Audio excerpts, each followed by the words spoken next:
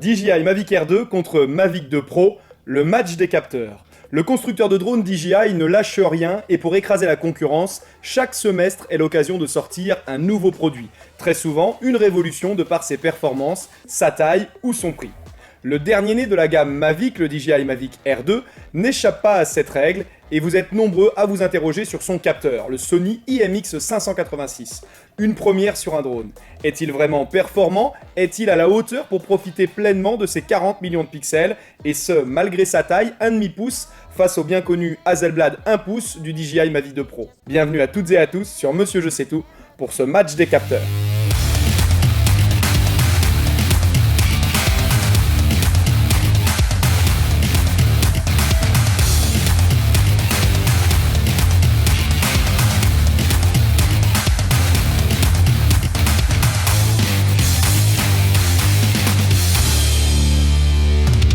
Suite à la dernière vidéo de présentation détaillée de ces deux adversaires du jour, le match des spécifications techniques et ses conclusions, vous avez été nombreux à souhaiter en savoir plus sur les performances et les différences de leurs capteurs.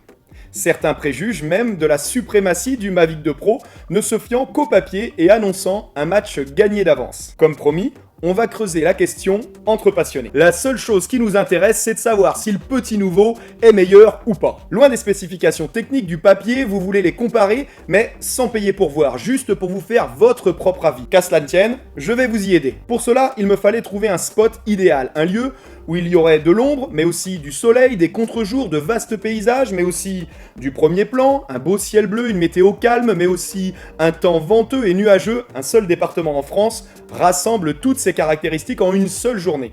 Le Sud. Le vrai Sud. Les Pyrénées-Orientales. Loin des chartes tests vidéo très utiles et sans appel, mais bien loin de nos préoccupations et conditions d'utilisation quotidiennes, c'est sur le terrain que ce test a été entièrement réalisé. La qualité d'image du DJI Mavic Air 2 contre le DJI Mavic 2 Pro se déroulera en plusieurs parties et différentes conditions, manuelles et automatiques, conditions idéales, conditions venteuses et basse luminosité. À chaque fois, on utilisera la puissance maximale des capteurs avec un enregistrement en mode normal 4K, 30 images par seconde pour le Mavic 2 Pro et 4K 60 images par seconde pour le Mavic Air 2. La raison est simple, il y a des dizaines de possibilités en Full HD, 2,7K et 4K, les codecs, les modes normal, Dessiné-like et même log pour le Mavic 2 Pro. On y aurait passé des heures sans beaucoup plus de résultats à la conclusion. Vous allez voir que leur différence est réelle, en toute objectivité et sur des points évidents. Quoique, on verra à la fin. Pour ceux qui n'ont pas suivi la vidéo sur les spécificités techniques et le comparatif complet point par point, je rappelle rapidement leurs spécificités. D'ailleurs, pour ne rien rater, pensez à vous abonner et participer à nos échanges, notamment si mes vidéos vous plaisent. J'en serai très heureux. Rappel donc, le DJI Mavic 2 Pro embarque un capteur 1 pouce Hasselblad de 20 millions de pixels, 5472 sur 3648. Pour la partie vidéo, il est capable de filmer en 4K à 30 images par seconde, enregistrement au codec H264 et H265. En MP4, MP4 et Move à 100 Mbps par seconde, avec la possibilité d'enregistrer en mode normal, bien sûr, en Dessiné-like et log pour ceux qui étalonnent. Pour la partie photo, il enregistre en JPEG plus RAW. Pour le DJI Mavic Air 2, il embarque un capteur Sony d'1,5 pouce de 48 millions de pixels, 8000 par 6000. Il peut enregistrer au format 4K jusqu'à 60 images par seconde, une première dans cette gamme, au codec H264 et 265 aussi, qui devient progressivement la norme, aux différents formats MP4, MPEG-4 et Move, en mode normal et Dessiné-like à 120 Mbps par seconde. Pour la partie photo, lui aussi en JPEG et RAW. Si comme son grand frère, le petit nouveau embarque les modes de vol intelligents pour l'assistance au cadrage, Point of Interest, Active Track, Spotlight et les Quick Shots, les scénarios de cadrage prédéfinis, il ne nous concerne pas pour ce match des capteurs. En revanche, le nouveau mode photo, Smart View, de reconnaissance de scène grâce à l'intelligence artificielle pour réussir vos photos en contre-jour, de paysages, de montagnes, de mer, de coucher de soleil, est très important pour le résultat du match. Bien que son activation bride le capteur à 12 millions de pixels, loin des 48 de ses possibilités, c'est cependant un avantage qui lui offre d'ores et déjà un point d'avance car ça fonctionne très bien. On verra à la fin avec la comparaison de la partie photo, vous verrez, il n'y a pas photo. Allez, on débute tout de suite par le premier rush. Tourné en conditions normales avec très peu de vent et en full automatique, sans filtre.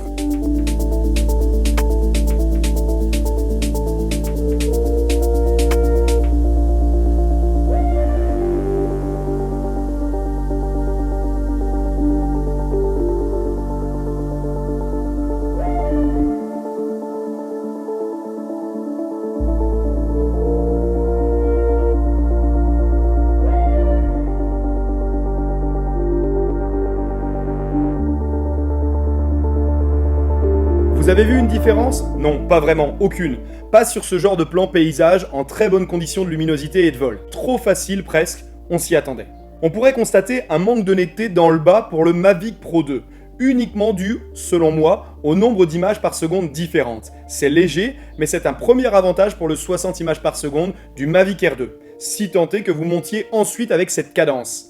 D'ailleurs, la vidéo étant montée en 30 images par seconde, je devrais être le seul à avoir pu le constater. On poursuit toujours en mode automatique, sans filtre, mais avec du vent. Beaucoup de vent, 30 à 40 km/h, comme vous le constaterez sur les images.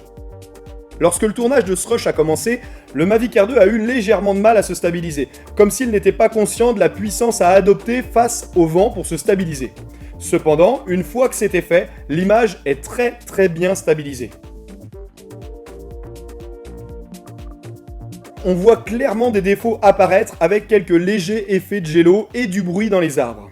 En revanche, il a su gérer les contre-jours du versant totalement dans l'ombre, à gauche, mais qu'il compense bien malgré lui en ajoutant du gain, un peu trop donc, du bruit. L'assistance software est peut-être ici clairement en trop, et on aurait préféré que l'on puisse le gérer manuellement, sans forcer autant.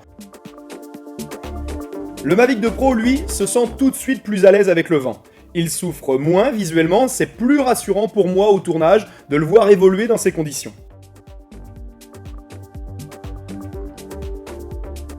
Une nouvelle fois, la cadence différente des deux rushs porte préjudice aux pros. Toujours en réglage automatique, je le rappelle, les plans sont beaucoup moins contrastés et moins nets.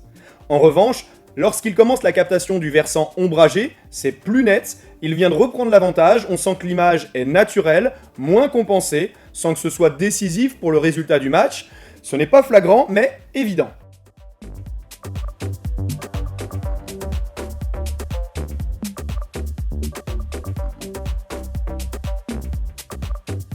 Une petite parenthèse avant de continuer sur les performances du Mavic Air 2 face au vent. Si on connaît celle du Mavic 2 Pro, excellente, voici un court rush pris avec des rafales à 60 km/h quelques jours plus tôt. Je me suis fait peur, mais franchement très bluffé par sa capacité à résister au vent, malgré ses 570 grammes face aux 907 grammes du Pro 2. Il stabilise parfaitement, même dans ces conditions, il fournit une image de très bonne qualité. Lors de cette seconde manche, pour ne pas influencer le résultat des capteurs, j'ai réalisé un test en plaçant les drones sur un pied, pour réaliser des plans fixes de 15 secondes et vous laisser comparer. Saurez-vous différencier quel rush, le 1 ou le 2, appartient au capteur 2 fois plus petit du Mavic Air 2? Sur ce rush, l'image est belle, bien équilibrée, elle bruite en bas à gauche, c'est dommage. Sur le second rush, l'image est plus nette, plus contrastée, mais elle bruite également en bas à gauche, même si c'est de façon moins prononcée. Il s'agit pourtant du rush du Mavic Air 2, qui devrait être moins performant en basse lumière, comme on l'a vu juste avant.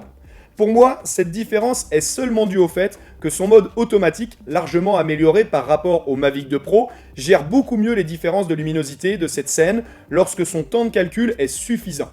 Et la suite va nous le démontrer. En condition de vol maintenant, sur cette même scène, les drones devront gérer une tonne d'informations différentes entre la scène très sombre des contours du bois, la clarté de la prairie, la luminosité du ciel, les neiges blanches, oui, même ici, du Canigou, et les couleurs des habitations. Action!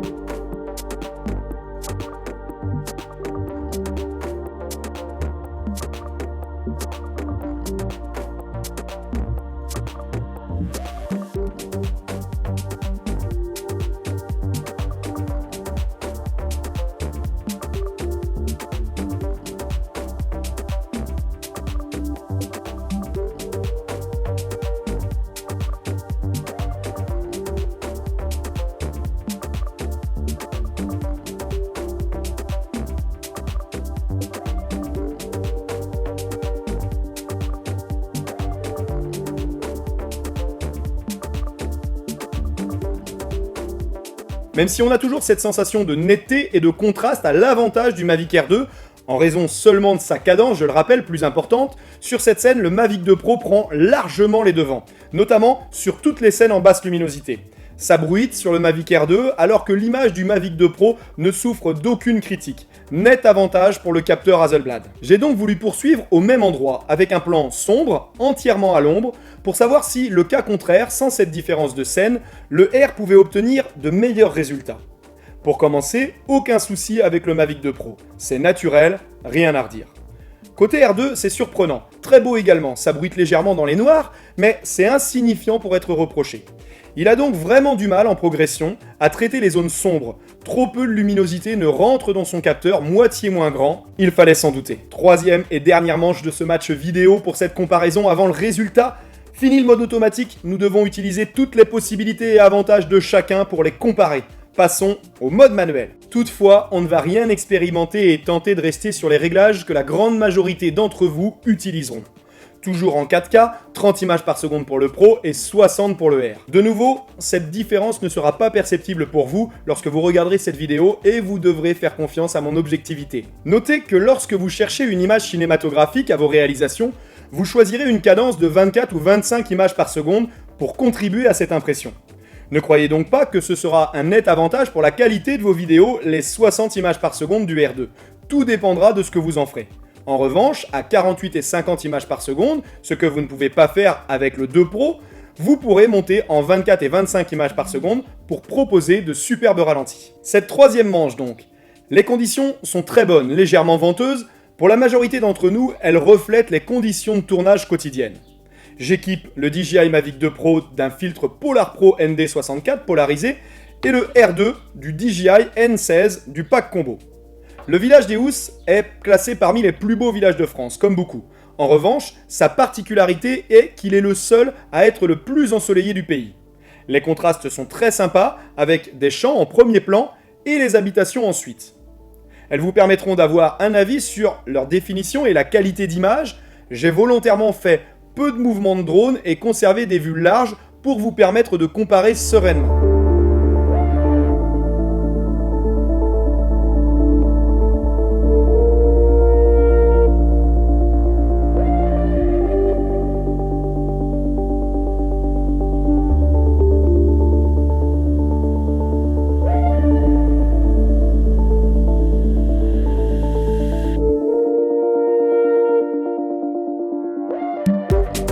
Une nouvelle fois, dans les arbres, le capteur Sony manque d'informations. Sans être non plus la fin du monde, attention, il faut un œil avisé pour voir cette différence et s'y attarder. Côté vidéo, le match semble joué donc. Mais avant, côté photo maintenant. Je n'ai pas pris autant de temps pour vous en parler, je publierai les comparatifs sur ma page Facebook pour ceux qui veulent les voir, avec le lien dessous, mais le suspense n'est clairement pas au rendez-vous. Ceux qui souffrent encore des préjugés concernant l'assistance du software pour venir en aide au capteur 1,5 pouce ne pourront que constater son efficacité. Les photos proposées sont plus nettes, la dynamique beaucoup plus présente, sans même parler ou activer les nombreux modes. Ils sont un vrai plus, notamment pour les Globetrotters. Les modes photo panorama, HDR, 360, les sphères sont nettement améliorés, tout comme leur accessibilité. Plus besoin d'aller courir dans le fond des menus pour les feignants comme moi, et beaucoup plus intuitif pour les Globetrotters. Résultat photo bluffant du Mavic Air 2. Génial cette précision en drone avec 48 millions de pixels. Ok, c'est pas le plein format du Nikon D6, mais quand même en drone à moins de 1000 €. Les conclusions du match maintenant. Elles sont évidentes. Le DJI Mavic 2 Pro conserve la tête et l'emporte pour la qualité de ses images en basse luminosité. Ce n'est pas flagrant, contrairement à ce que nous aurions pu penser sur le papier, mais il restera devant. En revanche, c'est bel et bien le Mavic Air 2 qui repart avec le premier prix côté photo. Pour C+, cependant, le Mavic 2 Pro continuera à faire le job et tous ceux qui sauront au minimum retoucher leurs photos brutes sans l'assistance du soft y trouveront toujours entière satisfaction. Côté qualité d'image, le changement de machine n'est pas justifié. Pour passer du 2 Pro au R2, heureusement et évidemment j'ai envie de vous dire. En revanche, pour un premier achat ou une nouvelle acquisition dans cette gamme, il faudra sérieusement s'interroger pour un tarif 2 fois moins important, une différence loin d'être aussi évidente côté performance. Si vous souhaitez acquérir l'un d'eux, soyez conscient malgré l'accessibilité de son tarif que le Mavic Air 2 ne pourra pas sereinement être utilisé dans des conditions de basse luminosité, mais remplira largement toutes ses tâches dans les autres cas. Ces drones restent deux très bonnes machines avec lesquelles on peut s'essayer à des réalisations de qualité. Tout n'est pas dans le matériel, même si cela y contribue, vous le savez. Pour ceux qui souhaitent poursuivre ce comparatif encore plus loin, je vous posterai deux autres scènes. Un coucher de soleil et un rush au sol en plan comparatif horizontal, les deux en 30 images par seconde avec des réglages manuels identiques sur ma page Facebook. Les conclusions seront les mêmes, vous le verrez. En tout cas, pour tous les passionnés, futurs pros et pros, ça me ferait plaisir de continuer à contribuer à votre réflexion. Si vous partagez cet avis, faites-le moi savoir avec un petit pouce bleu. Merci et à très vite. Ciao.